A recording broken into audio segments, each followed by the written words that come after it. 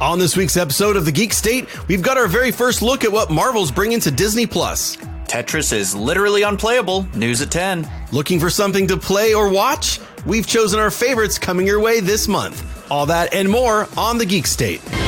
Young people from all over the globe are joining up to fight for the future. I'm doing my part.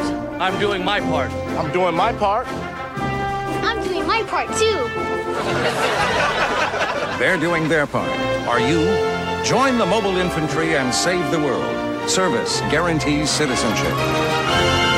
Standby alert. This is it.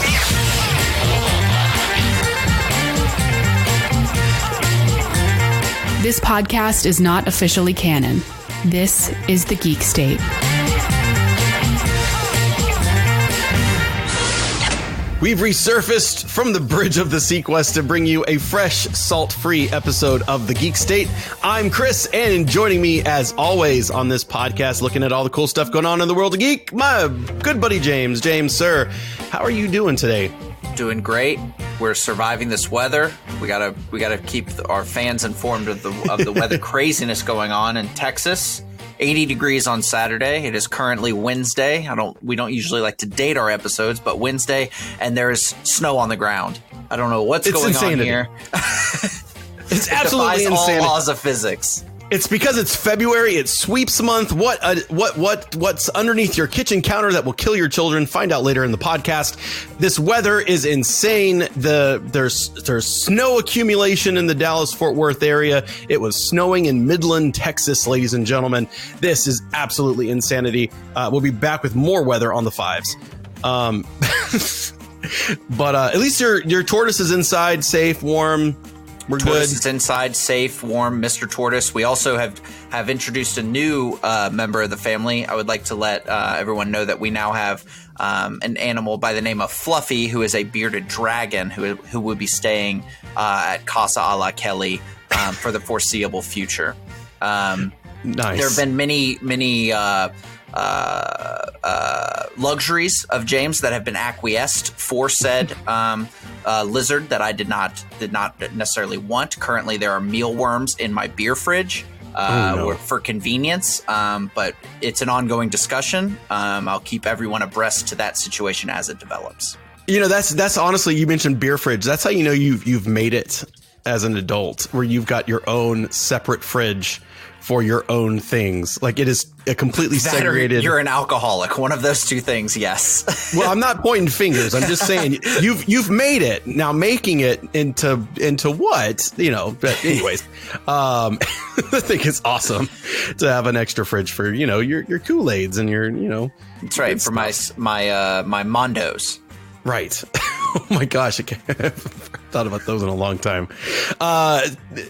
Just off the top, James, I want to apologize. I posted, the last episode we did was on Sequest, and I am in a Sequest group on Facebook recently. I didn't know that they existed. I honestly had no idea that there were over like 1,500 people on Facebook. Over all of Facebook? 1,500? Overall. Wow. There might be other subgroups. There are dozens of us. We are many. We are legion. And I posted about the show, and some of the comments about it was like, you could have picked a better episode to share Sequest with people who had never seen it. And I'm like, yeah, I kind of wish I wish I did, because I feel like you need a second shot at it. But sometimes you don't get do-overs, Chris. I know. I used it up. I used up my one Sequest episode, and I picked Daggers as my first episode when I probably should have picked like The Stinger or something else. But what I found funny, James, is that despite the fact that you showed not a whole lot of love towards Sequest, you did acquire Sequest merchandise that I do not own. I did acquire Sequest merchandise that you do not own. I'm now the proud owner of a complete in-box copy of Sequest DSV on Sega Genesis. I will attest that it is not my favorite game on Sega Genesis, but it has redeeming qualities in that it takes place underwater and you are a submarine, which I enjoy both of those two things. It could use a little more a direction as to what to do. But using a guide, I was able to get past the first level. So we're gonna try and tackle level 2 one of these days. I'm so proud of you. I'm and a little jealous because you shared the picture with me and we posted it on our Instagram story. If you don't follow us on Instagram, why not do it? Like the box is in excellent shape. It had the manual with it. I don't know why I don't which have I don't even actively seek out complete in box. However, this one just kind of landed on my little tummy tum. It was very, very lucky because sometimes what I do is I will go to on an eBay and I will just eBay Sega Genesis, and then I will sort to ending soonest on auction only. And then I'll see stuff that is ending soon, and that just so happened to be coming up in the next 10 to 15 minutes that was ending, and went ahead and snagged it. Okay. I think it was $9 whole that I spent. With shipping? With shipping. Oh my gosh. So which is well below the value of, I believe, $13 complete in box that gets on the market. Okay, so now that I have a bit of a complete story, I am a little sad that you didn't actively seek Sequest. It just so happened to serendipitously show up. I mean, but I could have passed it up. That's $9 that could still be in my pocket. But I'm glad that I didn't, that's because the power of we've now killed an extra 45 seconds in this show. And I think the people really needed that. They needed the Sequest. Yeah, because we got to drag this one out a little bit. We left them hanging last week, so we got to come back swinging. Based on downloads of that episode, I'm not sure about that one. I'm excited. Another reason why we may not revisit Sequest in the near future. I'm excited this weekend. I got Birds of Prey tickets. Going to see that on Friday, and pretty pumped that the Rotten Tomatoes and early stuff is really positive for that, because I was going to see it. It's a movie I was going to see and was moderately excited about it, but the buzz is looking good.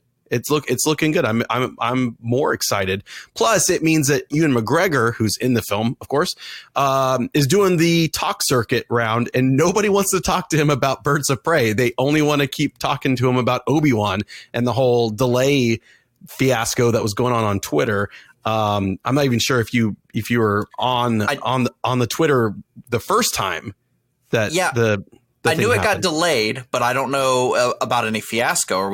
Is there hot Star Wars drama that we need to discuss? There's really not a whole lot to it. The first time a fake Twitter account, which looks like a real Twitter account, posted something that the show had been essentially canceled. And it was for 3 to 4 hours, it was kind of insane. And then they finally got official word that no, that's not true. None of this is true. Okay, fine. And then 2 days later, there was the news that there's rumors about the scripts being rewritten and some other stuff like that. That wasn't confirmed. But Ewan, while he was at the Birds of Prey premiere, got asked the question. He said, no, that's not a big deal. We're just moving the shooting date to January of 2021, and we should still hit the release date on time or whatever, which I don't think they ever said the release date. So who knows if that's true or not. But the common theory, or the common, I guess, understanding was that show was going to go into production in the summertime. So I think this thing really is delayed, which is fine if they, if it's to, make it the best show it can possibly be. There were some people saying, and I think there's some validity to this, that maybe now that The Mandalorian has had its first season, that people were concerned that the scripts might be too much of Obi-Wan looking after young Luke, and that looks too much like The Mandalorian. That makes sense. I don't know. Yeah. I mean, that makes perfect sense. Trying to figure out what that show needs to be about. Yeah. And that's a hard nut to crack, I think, because from what we know, Obi-Wan just hung out at his house just keeping an ear open for Luke, and we don't, know of much else that happened on Tatooine officially in canon. So, Birds of Prey this weekend. So I'm excited to see that. We'll talk about that on the next show. And then also just a nice thumbs up to Picard. I've only watched the first episode, but looking forward to catching up with episode 2, and then this week's that comes out tomorrow, episode 3. It's really well made. It feels nice and expensive, except for the Starfleet headquarters is a unaltered Anaheim Convention Center. Like, the building already looks futuristic, but they could have, CGI'd some flair to it. Something. There are some people on the internet that are very upset that it's just the Anaheim Convention Center. It doesn't bother me. I've never actually been there, but I'm kind of like, it's futuristic, but it doesn't really. Anyways, did you see SNL with Adam Driver last week? I did not. I've seen clips. I've seen bits and pieces, and I did not see the Undercover Boss. I probably need to go back and see it, where he revisits. It's so good. The folks that he helped out so much with his first undertaking of the role. But I've heard good things, and Adam Driver is slowly working his way up to being one of my favorite actors of the current day. After seeing was it Marriage Story? What's that movie called? Yeah, Marriage Story. Yeah, I mean, terribly depressing. However, I don't think. Yeah, that's a movie that I keep thinking. I'm like, man, I need to see these movies. I need to see the Oscar nominations and stuff. And that's the one that I'm just like, I feel like I need to be in the right mood for it, but I don't know what the right mood for a Marriage Story is. Like, but he did fantastic. He is totally. He slips into being really silly a lot. There's a moment at the start of the show where he's like, I'm approachable. And he walks to the audience and he says, hey, move. And then he sits next to a guy and he's like, hey, you look like a Star Wars fan. No offense. And he gives him a Kylo Ren action figure and signs it, and then as he's walking back to the stage, he turns to the guy and is like, if I see that on eBay, I'll kill you. But really the standout, moment for Star Wars fans was, of course, his Undercover Boss, where he comes back as Randy, the intern on a Star Destroyer. Wasn't he a radar tech? Yes, Matt the radar tech in the first one, and then this one he's Randy the intern. And as soon as I saw him on screen, I was like, I can hear the sound of 1,000 cosplayers sewing machines prepping this for Star Wars Celebration for sure. It was really funny, James. You should definitely check it out. Kylo Ren. I'll say it. I haven't been the best boss lately. I've been a little distracted by some personal drama. Drama is right. Days after appearing on our show, Kylo killed his dad, cut his mentor in half, fired upon his mother's spacecraft, and is now obsessed with finding a young Jedi named Rey. So Kylo's going back undercover to get things on track, but this time as Randy, an entry-level intern. Time to get a fresh perspective. Let's intern. Hey guys, I'm Randy, the new intern. Okay, Boomer. Right? Okay, Boomer. All right. So, hey, what do you guys think? When Kylo Ren offers Rey his hand for the second time, do you think she'll take it? Who cares? I do. Okay.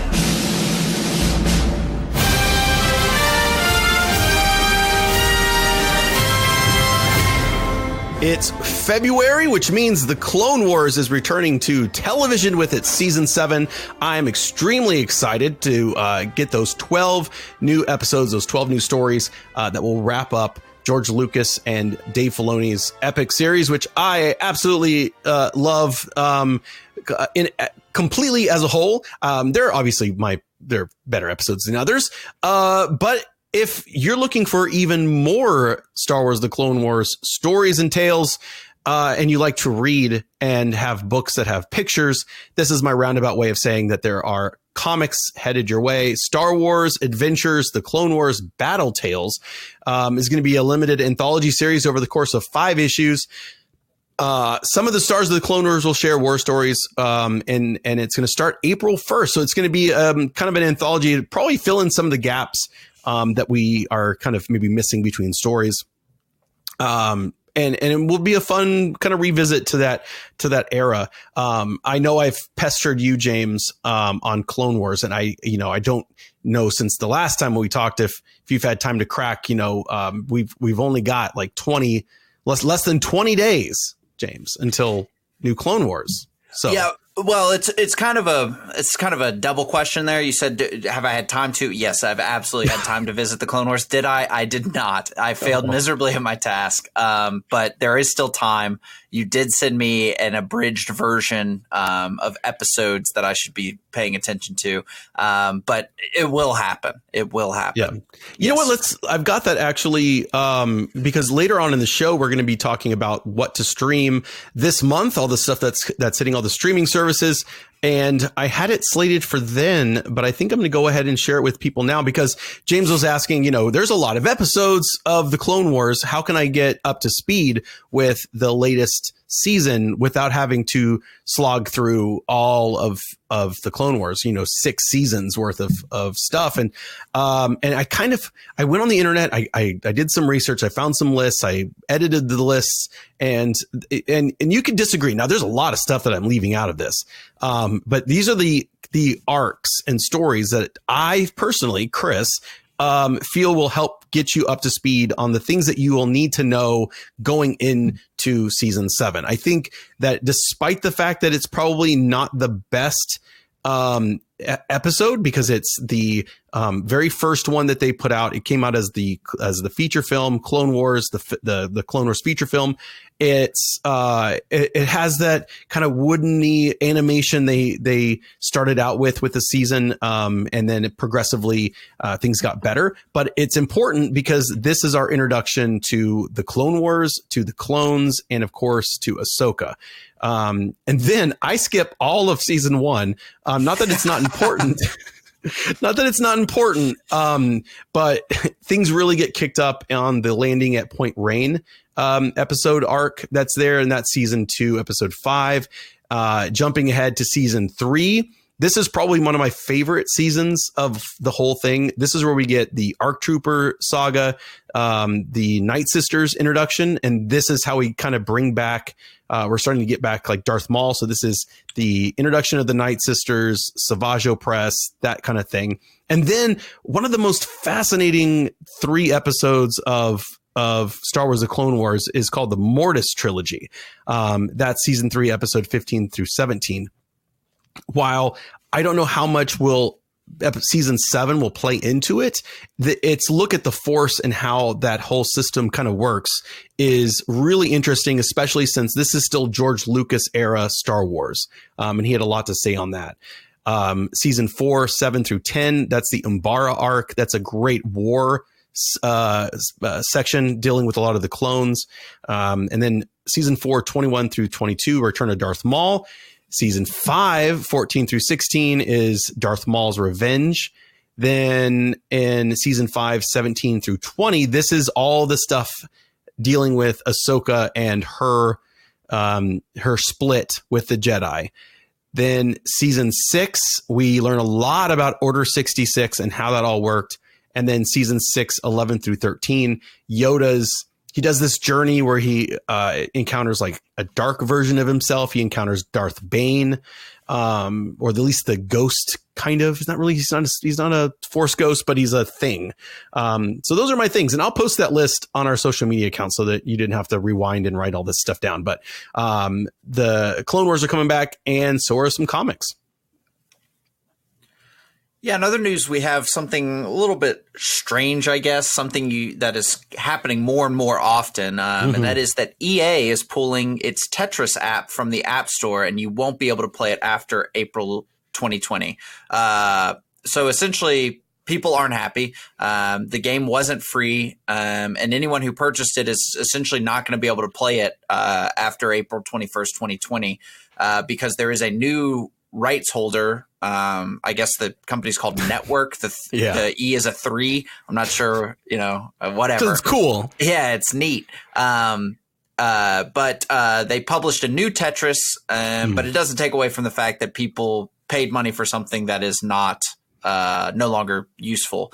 And this kind of plays into a bigger question that comes up more and more often with physical ownership versus digital ownership. And obviously this is a mobile game, so that's a little bit different, where there's no such thing as physical ownership of mobile apps. Right. But it has happened recently with things like the DuckTales game. And the rights shifted for DuckTales, and they made a remaster of the NES game.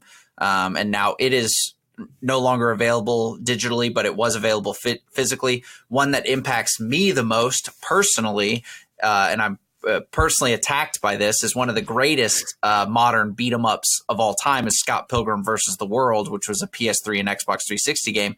Never came out physically, but the digital version has been removed from all stores due to some licensing issues. There's a long story to it. A lot of people think that the soundtrack is made by Anamanaguchi, who is kind of like an 8-bit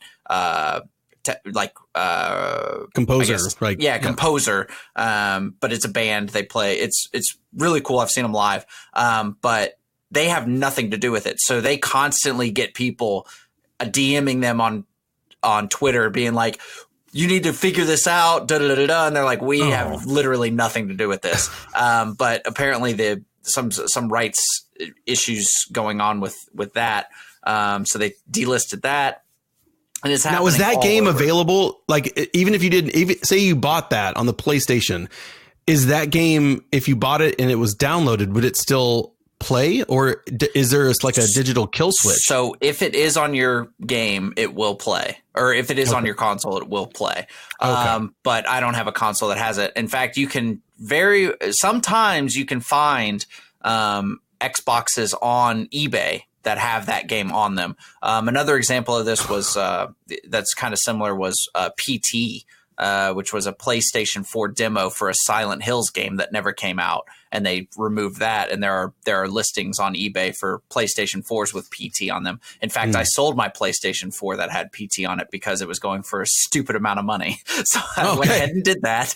Hey, we're in a capitalist society. You got to take advantage of all of that. It's a demo, and I didn't really care about it. Right. But no, it is a big deal. And I will be honest, I go to bat for both sides. I think that there's a ton of benefit to having physical media, which is why I have a giant retro game collection, and do prefer to buy things physically over digitally. But I think that there is a very I think digital is also important.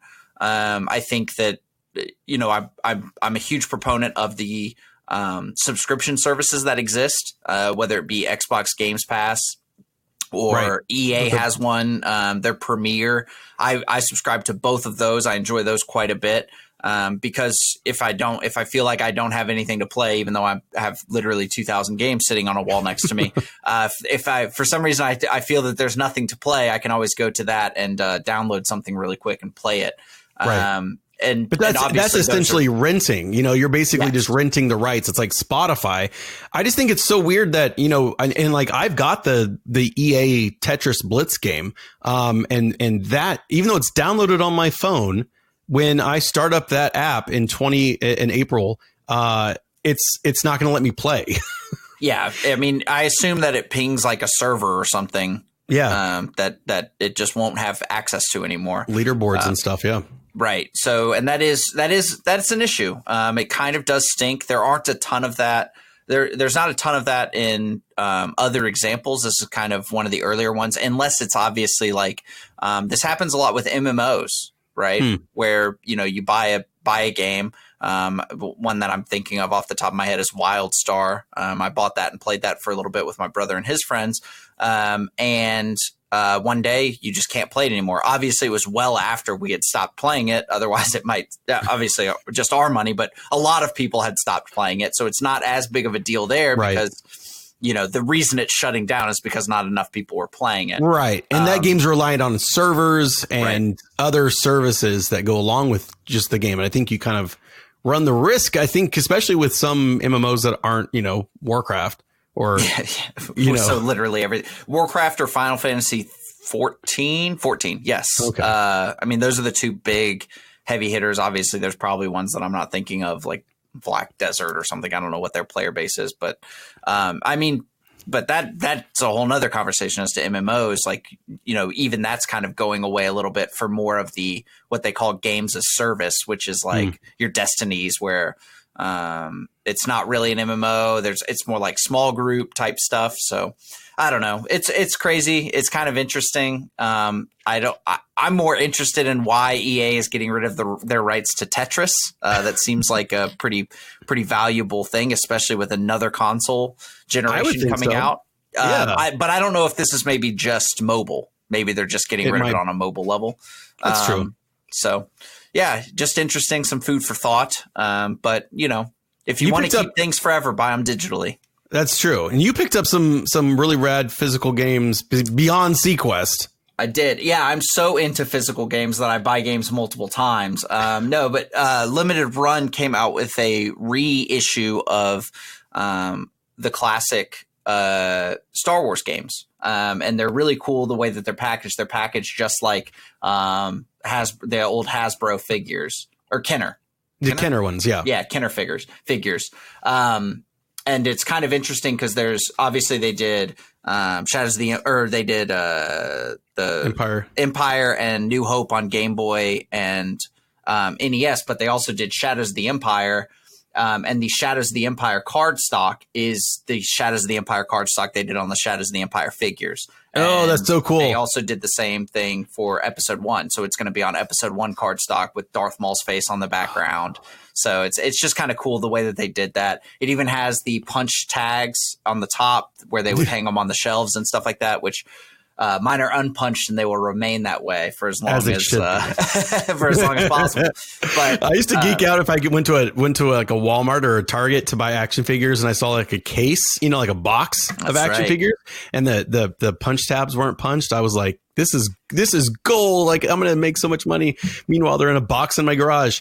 I'm kind of the same way on my Switch. I get a lot of people asking me like, why don't you just do the digital downloads and you're carrying around all your games with you? And I'm like, but like, what if something happens? Like, I own this game. I can pop this cartridge in and I can play this. I don't need to worry about online stuff or, any of that. I'm just kind of I'm just old school, except I am kind of switching when it comes to movies.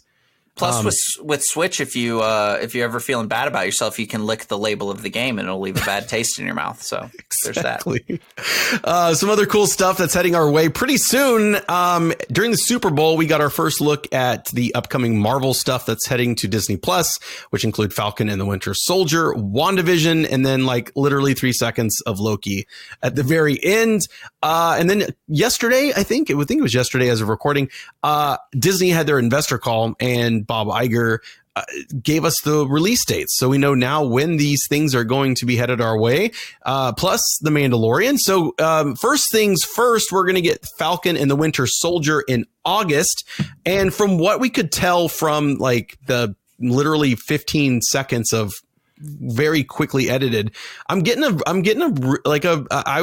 it feels like a movie. They're definitely dialing in that MCU look as opposed to what Marvel Television was doing with Agents of S.H.I.E.L.D. or still doing with Agents of S.H.I.E.L.D. They got one more season left, and all that. So that looks really good. I'm assuming, did you see this little trailer thingy that they put out?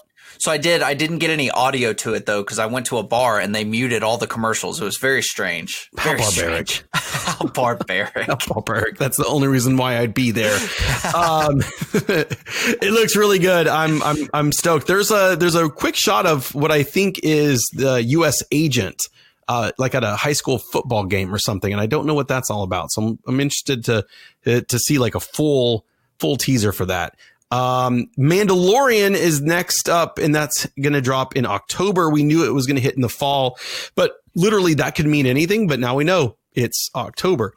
And then the most confusing of what we saw was the clips for WandaVision, which we have previously talked about on the show as being this kind of psychological thing that's really happening inside of Scarlet Witch's head, where she's envisioning this like perfect life with Vision, who, you know, has passed away.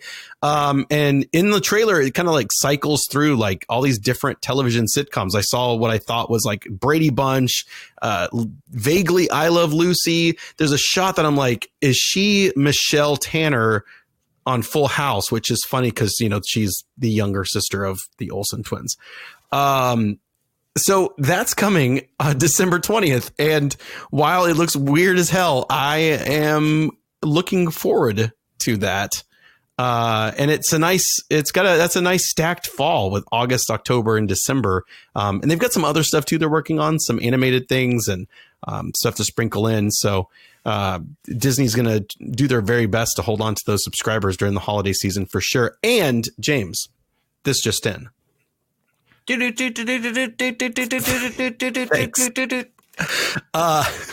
Minutes ago on Twitter, Variety is reporting that Sam Raimi, the guy that did the best Spider-Man movie ever, Spider-Man 3. Hey. Sam Raimi's the man. Well, hey, Sam Raimi has a Sequest connection. So, right. Yeah, I know, right? His brother, Ted Raimi, was the communications officer on the Sequest. Anyways, Sam... Oh, that's his connection? It's a tangential connection? Hey, it's like Sean Gunn, you know, like, you know, he's the related... You can't say that Sam never once visited his brother on the set of Sequest. I don't think you can say that he did. Oh, come on. Early 90s Sam Raimi... I think would be anytime he could get anywhere near anything remotely related to Spielberg or Universal, you know, all of that. He was, yeah, that part's probably true. Yeah. So he's going to be, I don't think it's confirmed, but if Variety's reporting on it and a bunch of other outlets now, that Sam Raimi is now set to direct Doctor Strange in the Multiverse of Madness, which I think is a good pick because he's a weird guy and I think he can tackle that because he's the what's it called? We did the podcast about his movie. What is it? Oh, Evil Dead. Evil Dead. I kept wanting to say Cabin in the Woods, which is something coming up later. But yeah, no, he did Evil Dead and he did Spider-Man. I think he's going to do a really good job. We'll have to see if that pans out. Pick up your visuals, counting. This is a feature presentation. And now, on with the show. If you're anything like me, I'm constantly adding shows to what is basically becoming an ever-growing watch list. I have tons of friends that are like, have you watched this? Have you watched that? And I keep adding things to it. And I do my very best to knock these things out because I just consume so much. But there are a lot of really cool stuff heading our way this February. Some of it's already available. And we're going to, you know, basically break it down. These are our picks. A lot of these are my picks. And James, you've got some in here as well.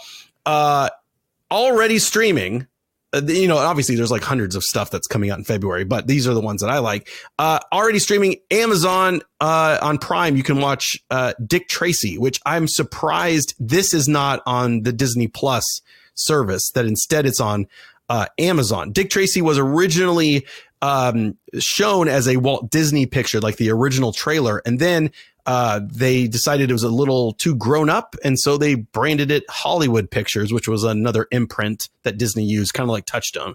I honestly saw Dick Tracy in the theaters probably about 5 or 6 times as a kid. Love this movie. And it is definitely going to be watched a little bit later on. Also, James, I think this is one of our, this next one is something that a classic suggestion from us, from our podcast of yesteryear. And that's Cabin in the Woods, one of the best, creature features, if you will, out there.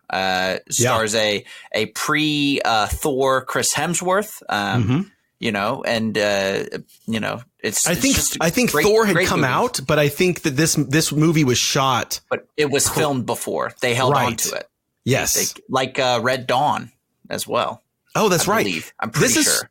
This is almost like they knew Chris Hemsworth was going to be big, and they thought, like, if we hold this and then cash in our chips later, they'll be worth more. Yeah, probably. I mean, it makes sense. It's also got the bad guy from Billy Madison, so, you know. You can't lose. This is one of those movies, too, that they were waiting on his comeback.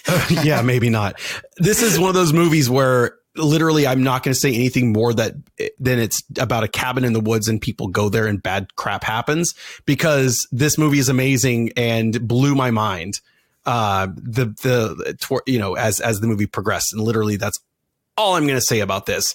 HBO has just added Alita Battle Angel. James, you saw this, right? I did see this. I saw this in theaters and then watched it again on a plane. So the way James Cameron and Robert Rodriguez had always intended that movie to be seen. Yeah, on a headrest. It's good. It feels like it ends at the end of Act 2. And there's a lot of people wanting a sequel. Well, they set it up for a sequel, and by that they cut it off at the very best part. So, well, if you've got HBO, it doesn't cost you any extra to watch it. So look forward to that. Also on HBO, just as a little throwaway, this isn't February, this was January, but the new Hellboy movie is on there. And by God, if you've got a couple drinks in you, is that a fun watch? A real fun watch. I honestly need to check that out because I'm a big fan of Red Thanos. It gets the James Kelly .08 seal of approval. The next one. So by the time this podcast comes out, you'll be able to stream this already on Netflix. Lock and Key, which is based on Joe Hill and Gabriel Rodriguez's popular graphic novel comic. I'm looking forward to this a whole lot, only because I don't really know much about it. I know that Joe Hill, of course, is the son of Stephen King, and this is there's a lot of buzz about this. The Rotten Tomatoes early stuff is kind of fluctuating. It's sitting at like high 80s at the moment.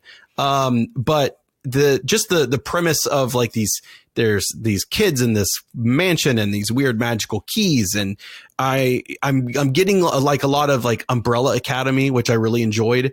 Not the same vibe, but there's some similarities that I think hooked me for Umbrella Academy in this. So I'm looking forward a lot to seeing that. One that I'm looking forward to is next week, February 15th, is going to be Dreams, which is a PlayStation 4. Obviously, this isn't streaming, so it's kind of diverging from everything else we're talking about. But it is a PlayStation exclusive game. It has a campaign of sorts. I don't know what that campaign entails. It's made by Media Molecule, who made Little Big Planet. That's what they're most famous for, which is essentially it has a story, but the point of the game was to go out and create your own levels, create your own things. Right. It's a 2D platformer, but people made like kart racers out of it and all sorts of stuff. So I'm really excited to see with a true open sandbox what people are able to make. You can Google now. It's in beta. And you can YouTube some crazy stuff people have done so far. For some reason, everyone's remaking Sonic in it, but they're just like ridiculous, like stupidly looking Sonics. It's like a blue blob with just like cones sticking out of its back. Love it. But then you also see things that are like kind of interactive stories, and it's literally like water painting. So just the breadth of what you can do it seems to be pretty expansive. So I'm pretty excited to see what folks do with it.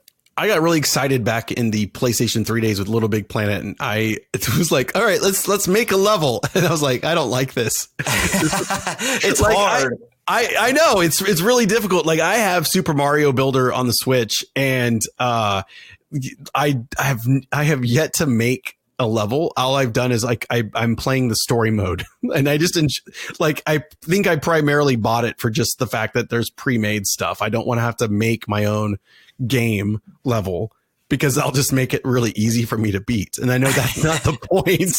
Yeah, I'm just not creative enough. I don't know that I've delved enough into Mario to create a level where somebody's like, "Oh wow!" But it is pretty impressive what people have made with that. It really is. It's like people have made like all you do is hold right, and then each like you jump on all these blocks without touching anything, and it plays a song. Like people have done really crazy stuff with it. Yeah, some pretty crazy. Also on February 15th, I'm excited for this, even though the fact that I own like 3 copies of this on physical media in another room that is just too far away from my television to even bother. Just in case they take it away, you've got it. Or if somebody comes in and steals your physical media, think about that. I know. Starship Troopers. That's what people aren't thinking about with this whole physical digital thing. Like, what if somebody steals your physical? Now you got the digital. You're good to go. You can't steal my digital. Absolutely. Right. Exactly. It's in the cloud. It's in an impenetrable vault that no one can get into that. Starship Troopers, the 1997 cult classic, hits Netflix February 15th. I am pretty stoked. I'm going to watch this once more. For some reason, I also had thought that the sequels were going to be dropping on streaming as well, but I think I misread that. They're not worth watching. Unless probably on that same, maybe if you went into it after watching that new Hellboy movie, that maybe Marauders is worth it. Marauders is the most, that's the third one. The most palatable. It's the most Starship Troopers-y feeling sequel of the live action stuff. Like it's got Casper Van Dien back. He's, Johnny Rico, and there's a whole, thing, and there's some gratuitous nudity, of course, and like the robot mech suits and weird religious overtones, not even undertones. It's a really weird, it's a weird one, and I own it on DVD. But Starship Troopers, a movie that I think we should sit down and watch at some point and revisit, because it's been a while since I've seen this movie. And now that it's available for streaming, other people can join us. So we'll be looking for that. And then let's see, February 18th, Amazon Super 8 coming to Amazon, which is interesting because it was on Netflix. So it wasn't not concurrently switching, but it was a few years back. It was on Netflix. That's where I tried to watch it once. Didn't make it through it. Not because I didn't enjoy it, but just because it wasn't hitting me. It didn't slap at the time. You know what I'm saying? Isn't that what the kids say? It slaps like when it's good.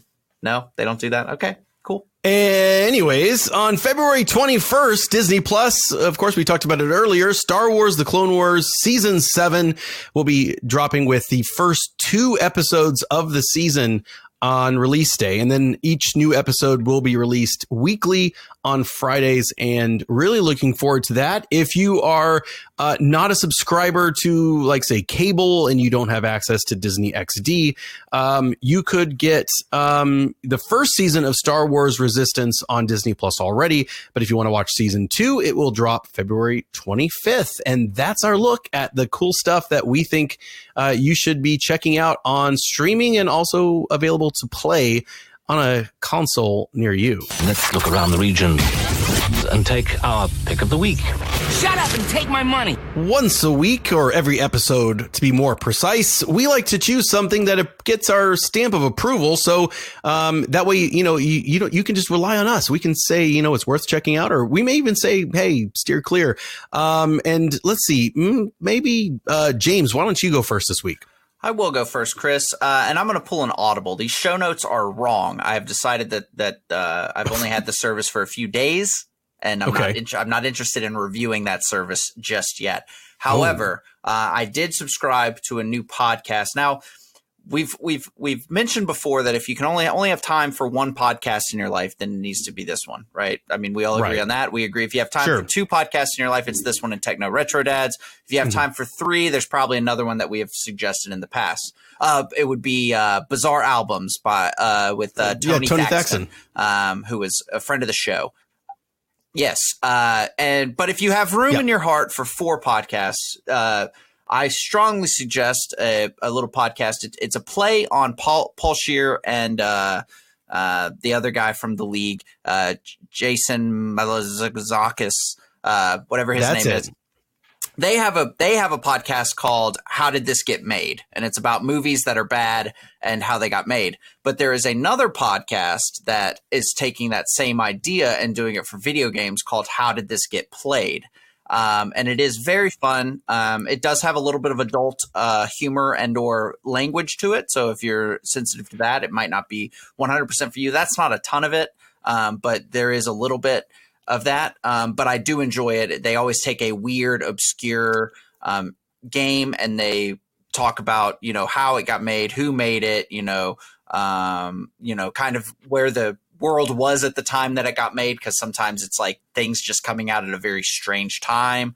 But it's an interesting listen. It's both educational, and then what they do is they review it, and then they have to say one nice thing about the game and then say what they think about the game. And then that is followed by they read reviews of people who disagree with them. So it's pretty fun listen. That is good. Encourage it. Yeah, it's a good rule. It's like with the Sequest. I made y'all say something at least nice about it. And it hurt. Yeah, it reached real deep. It's good world building. My pick is not one that I expected to honestly like as much as I did, because I've basically did a solid 10 over the course of 2 days. I've watched 10 episodes of this thing, and it's a Netflix series. It's a reality series, which I'm only into maybe one, and that's Survivor.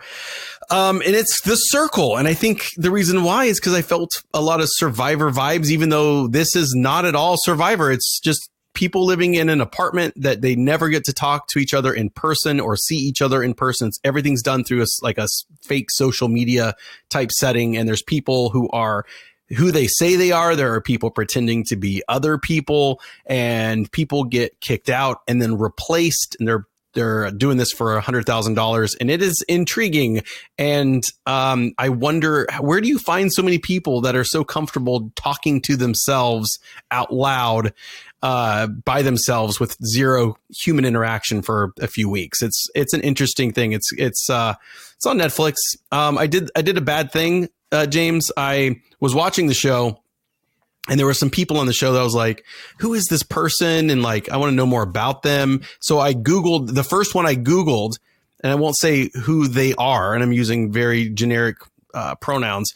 And it said get to know so-and-so, the winner of The Circle. And I was like, oh, good grief. Oh, that's rough. So I thankfully I was 8 episodes in when I found out who wins. So there's only a few more left, and I'm just committed, because I want to see how that all plays out. How do those pieces fall into place for that to happen? Stupid internet. You mentioned this show, and it reminds me of a show from the early 2000s called Solitary. Did you ever see this show? Oh, I do. I don't think I ever watched it, but I do remember this. It was people that just were in cubes, essentially, and they competed against other people that they couldn't see, and one got eliminated each week, essentially. And they had no idea what time it was. They had no information other than their bed would just come out of the wall, and that was when they could go to bed. It was very strange. But the last thing that they had to do was, and they've been in this isolation for a couple weeks, I believe, 2 or 3 weeks. Oh, good grief. And the last thing they had to do was, there was a button that came up out of the bottom of the room, and they just had to push the button when they thought 3 hours had passed. Oh. And it was somebody pushed it at 32 minutes. Somebody got it within a minute. And then one person pushed it at 6.5 hours or something crazy like that. But the guy who pushed it within a minute, his favorite movie is Titanic, and he just played the movie of Titanic in his head and then pushed the button when it was over. Oh my gosh. He was almost exactly on point. It's really impressive. It was pretty cool. The Circle's not quite that. It's like, what if the real world to show the real world, except they can't leave their house and they don't get to talk to each other in person. Cause it's the same type of casting that you would see on the real world, but they can't talk to each other. And there's some, what is cool, one of the things that I like is when someone gets quote unquote blocked from The Circle, so blocked from their social media network, they're kicked out, and that person gets to visit one person before they leave. They actually get to go to that other person's thing. And I love it when that person goes to somebody who is blatantly catfishing. There's somebody, there's people in there that are, guys that are pretending to be girls, and guys who are pretending to be much better looking guys. And these, girls will stop in thinking they're about to meet their crush. And it's bearded guy from it's Los Angeles. Yeah, no, it's basically that. It's wildly entertaining, but it is trash TV. But it hooked me, within like that first 40 minutes. So if that's your thing, check it out. It's a nice little watch. Definitely recommend The Circle on Netflix. And that about does it for this week's episode of The Geek State. Of course, we'd love to talk to you. And the way to do that is to go over to our social media accounts. So like us on Facebook. We have two things on Facebook. One we talk about more than the other. One is our normal Facebook page. You can like us there. You'll get updates when shows. But then if you're a VIP, if you're a cool person and you want to be officially a member of the Geek State, you can join us on our Facebook group. And it's an open group, so you don't have to worry about us judging whether or not you're worthy of being in the group or not. But I post some other things there. And for example, if you are interested in watching that episode of Sequest we watched last week, it is available if you go to our Facebook group, the Geek State members. You can also find us on Instagram and Twitter. We'd love to have you there. So from all of us here at the Geek State, stay excellent to each other, and we'll see you next time. When things start changing right before your eyes, when shapes just seem to appear out of nowhere, when the whole world seems transformed, you've been Tetrisized. Nintendo introduces Tetris. It will mesmerize you. Tetris challenges the mind and puzzles the imagination. No other game can stack up to Tetris. Nintendo, now you're playing with power.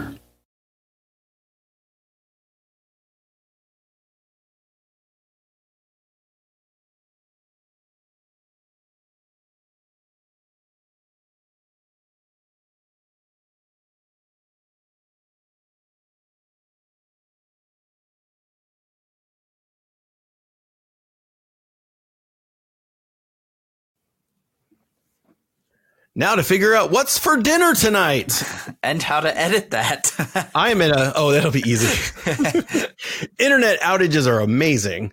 Yeah, I just finished a month of keto today. So I got to go find what variety of chicken I'll be cooking tonight. Well, 1 month strong. You keep it up. Trying to do this in you. Thank you. I'm trying to make it all the way to March 9th. Bikini season? Yeah.